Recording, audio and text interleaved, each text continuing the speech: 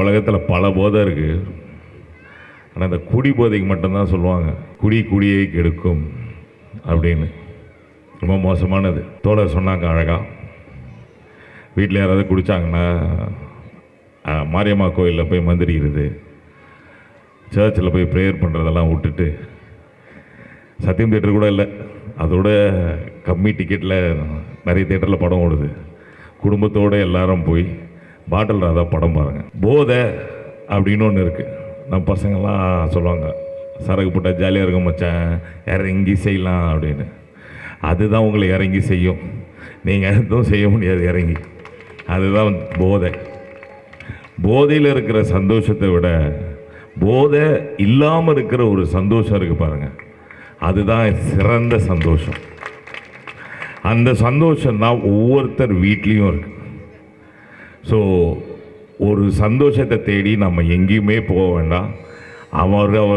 அவங்க வீட்டுக்கு போனாலே அந்த சந்தோஷம் அங்கே இருக்கும். அவங்க குழந்தைங்க கிட்ட, அவங்க வீட்டில் இருக்க மனைவி கிட்ட, அவங்க சொந்தக்காரங்க கிட்ட, அவங்க போடுற சாப்பாட்டில் ரொம்ப அழகாக காட்டியிருப்பார் டைரக்டர்.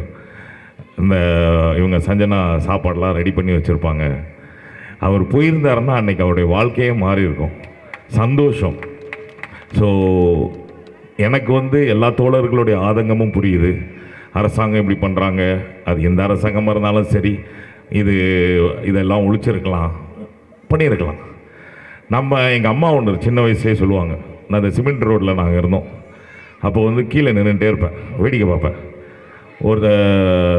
அண்ணன் ஒருத்தர் வருவார். வந்தோடனே என்ன பண்ணுவார், டக்குன்னு அப்படி இப்படி பார்ப்பார், யாராவது பார்க்குறாங்களான்னு. இப்போ நான் கரெக்டாக தேங்காய் உடைக்கும் போது என்ன பண்ணுவாரோ, அந்த தேங்காய் இந்த கொட்டாங்குச்சியில் சிரட்டை அதை எடுத்து அப்படி இப்படி காட்டுவார். காட்டினா அவன் அது கொஞ்சம் ஊற்றிக்கும். டக்குன்னு பாக்கெட்லேருந்து பிஷ்ன்னு அடிப்பார். அடிச்சா அது ஃபுல்லாக எடுத்து கபகபோன்னு குடிச்சிட்டு போயிடுறாரு. நான் என்னண்ணா குடிக்கிறது, டேய் தேங்காய் தண்ணி குடிக்கிறது நல்லது அப்படின்னு. நானும் தேங்காய் தண்ணி நிறைய குடிச்சு பார்த்தேன். நல்ல வேலை அவர் பாக்கெட்டில் வச்சுக்கிறத மட்டும் வாங்கி குடிக்கல, அதனால் இன்னொன்று கரெக்டாக போயிட்டு இருக்குது வாழ்க்கை. ஸோ தேங்காய் தண்ணி எல்லோரும் குடிக்கலாம், ஆனால் அதில் என்ன ஊற்றி குடிக்கிறோன்றது ரொம்ப முக்கியமான ஒரு விஷயம். அது ரொம்ப தவறான விஷயம். அதை நம்ம ஒருத்தங்கிட்ட போய் தப்பு செய்கிற, இது தப்பு அப்படின்னு சொன்னால் அவன் கேட்கவே மாட்டான். ஸோ ஒரு வயசு இருக்குது, அதாவது கல்லூரி காலம். இன்றைக்கி ஸ்கூல் பசங்க 12th ஸ்டாண்டர்ட் படித்து முடிக்கிற பசங்களே குடிக்க ஆரம்பிக்கிறாங்க. அதுக்கு காரணம் அவன் கிடையவே கிடையாது.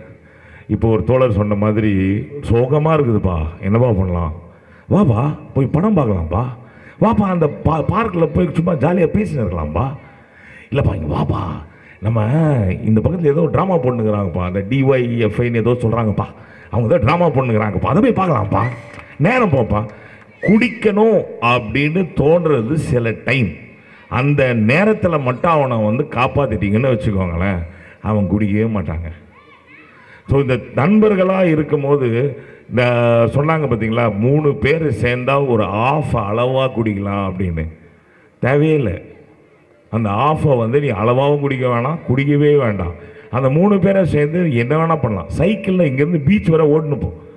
அவனை உனக்கு ஒரு தோழன், என் நண்பன், அவனை நான் நல்லா பார்த்துக்கணும், அவனை காப்பாற்றணும், அவன் குடியில் இருக்கக்கூடாது அப்படின்னு ஒரு எண்ணம் இருந்துச்சுன்னா, எப்போ குடிக்கணும்னு தோணுதோ அந்த நேரத்தில் அவனை அங்கேருந்து வெளியே கொண்டு போயிட்டீங்கனாலே அவனுக்கு அந்த எண்ணம் வராது.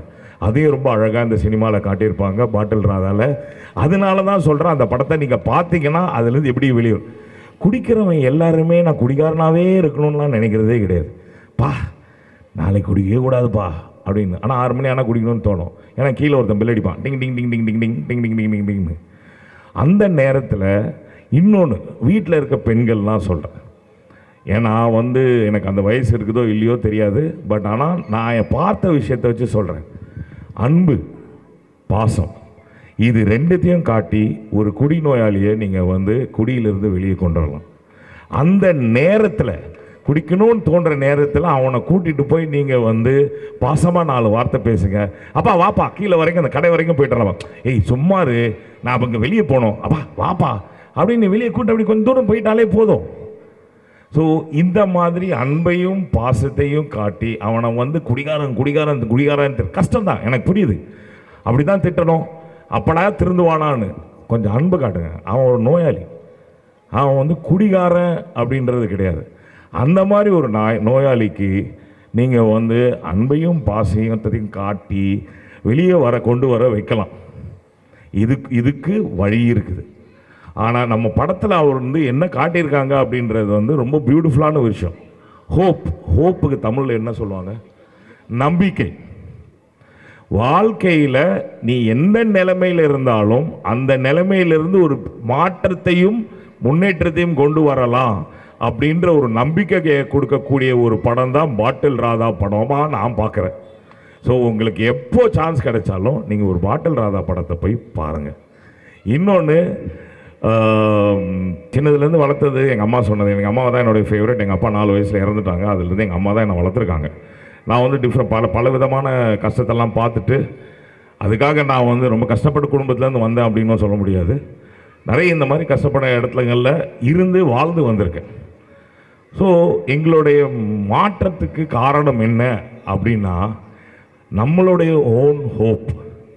அதாவது ஒரு நம்பிக்கையை கொடுங்க அவனுக்கு. நீ அவ்வளோதான்டா, முடிஞ்சு போயிட்ட, இதோட காலிடா, நீ குச்சினே சாவ அப்படின்னு சொல்கிறத விட்டுட்டு, இதுலேருந்து இன்னொரு வாழ்க்கை இருக்குது. குடி போதையின் சந்தோஷத்தை விட குடிக்காமல் வாழ்க்கையை வாழ்வதில் ஒரு சிறந்த சந்தோஷம் இருக்குன்றதை அவனுக்கு சொல்லிட்டீங்கனாலே போதும். அந்த குடி நோயாளி திருந்தி உங்களோட சேர்ந்து உங்கள் சந்தோஷத்தையும் பகிர்ந்து வாழ்க்கையின் முன்னேற்றத்தையும் பார்ப்பான். இதுதான் என்னுடைய வேண்டுகோள். அண்ட் நன்றி தினகரன். அவங்க வந்து டைரக்டர் பற்றி சொல்லணும் அப்படின்னா, நார்மலாக வந்து ஒரு படம் எடுக்கணும் அப்படின்னோடனே ஒரு பெரிய ஹீரோவை கூப்பிடு அப்படின்னு சொல்லி, எங்களுக்கு இன்றைக்கி வந்து எங்களுடைய பெரிய ஹீரோ வந்து குரு சோமசுந்தரம் தான். எங்களுடைய பெரிய ஹீரோயின் வந்து சஞ்சனா தான். இந்த படத்தில் நடித்த எல்லா கலைஞர்களுமே சிறந்த கலைஞர்கள் தான். ஏன்னா அவங்க கையில் ஒரு பெரிய பொறுப்பு இருந்துச்சு. அந்த பொறுப்பை சிறப்பாக எல்லாருக்கும் கொடுத்துருக்காங்க. ஸோ மிக்க நன்றி. அதில் எனக்கு ஒரு வாய்ப்பு கிடைச்சதுக்கும் நன்றி. நீங்கள் எனக்கு கூப்பிட்டு பாராட்டு கொடுத்ததுக்கும் நன்றி. Thank you very much.